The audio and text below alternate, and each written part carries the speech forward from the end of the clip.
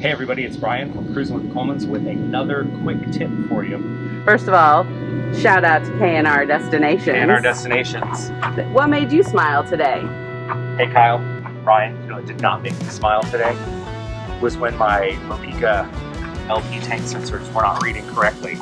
And it's annoying because they work really great and then they kind of just stop working every now and then. So what we've learned is that this little sensor on the bottom, that little piece of rubber, is the sensor. So Mopeka I reached out to them and said, what's going on? These things stopped working and they're not that old. And they said, dielectric grease. So you put just a little dab of that dielectric grease off the bottom of the key right on the sensor, clean off the bottom of the tank, make sure that everything is clean down there so there's no debris. And then it's important to place the sensor dead smack in the middle of the tank. Now, by the way, these donuts are also important because you gotta have some space for the sensor, so you don't want that to be too close. Then, when we put everything back together, magically, these sensors will work again. And that will make you smile. That will make me smile. We'll show you that on the app in just a second. By the way, what else do we use this dielectric grease for? For our electric in the truck. So when you're doing that, you just want a little bit, and you don't necessarily want it down in all those connections. Where we really want it is just to kind of seal the area.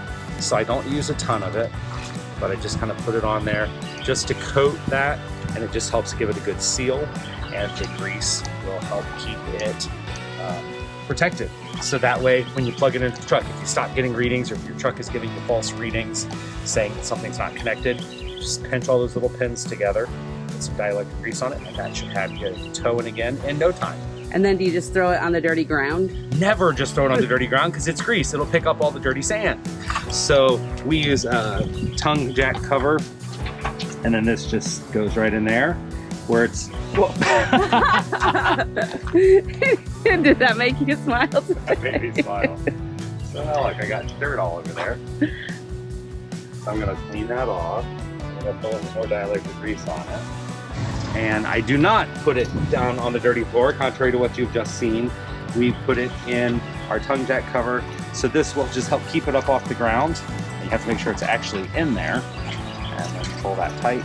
Keeps everything clean and snug. What about our label maker? Yes. So, yeah, this is an important pro tip.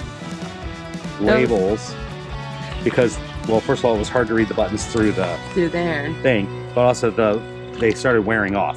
You never want to retract when you should expand. Extend, and you vice definitely versa. don't want to extend when you should be retracting. Pro tip. Follow us for more RV hacks and tips. So we've got everything hooked back up and ready to go.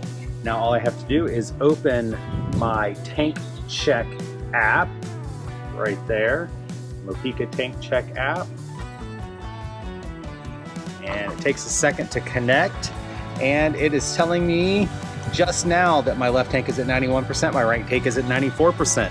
Now for the last week, that left tank has not moved off of 100, even though I've cooked on it twice, and that right tank has been saying 0. So definitely fixed our problem. Yay! Yeah, that made me smile today. So while we're talking about the app, if you leave the app open on your phone, it's constantly checking back in, which is going to drain your batteries a lot faster on your phone and on your receivers down, or your transmitters down here on the bottom of the tanks. So make sure when you're all done that you actually close the app, because then it will stop checking back and forth and it prolongs your battery life.